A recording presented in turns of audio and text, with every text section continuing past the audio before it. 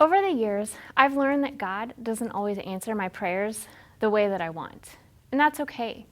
My responsibility is to be a steward of His response. God provides opportunities even in those dark hours, and He has led me to incredibly amazing people that I still get to do life with today. Last year, my 4-year-old son's health journey started with a routine wellness check. Upon further investigation with the Children's Mercy team, they discovered that the source of his kidneys not working was due to a tumor. His blood work was going haywire. We were sent home with a daily intravenous medication to just manage symptoms. They had no positive answers for us. This news left us devastated. We had 3 specialty teams all working with us for weeks, running diagnostic tests, labs, bone scans, and throughout the experience, we were never in any doubt that God's hand was involved.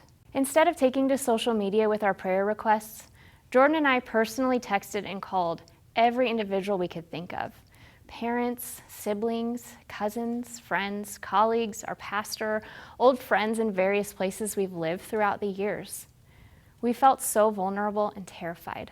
However, through this time, God demonstrated His presence, and with His presence came peace. The prayer chains grew.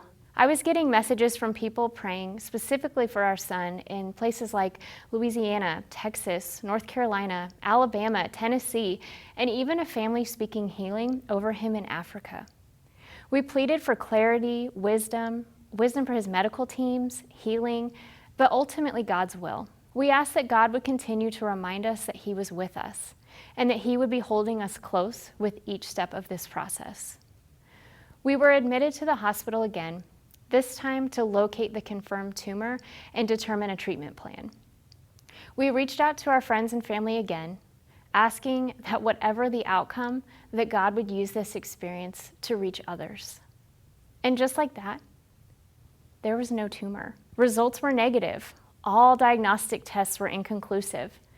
After months of abnormal lab work, his results just returned to normal for no medical reason. This left our amazing medical staff stunned. It left us laughing, just laughing. The response was so automatic. And God was in that room holding our hand, laughing with us. It was so surreal. God provided provision, healing, comfort. Over the last few weeks with routine follow-up visits, all outcomes are pointing to our son's healing. This journey gave our marriage a chance to be more dependent on each other as well as on God, and the opportunity to encourage others to do the same. I'm also aware that prayers are not always answered the way that we want. I acknowledge that God doesn't always answer prayers in our way or in our timing, but whether we get the answer we want or not, our experiences are part of a much bigger story, a story that I'm excited to be a part of.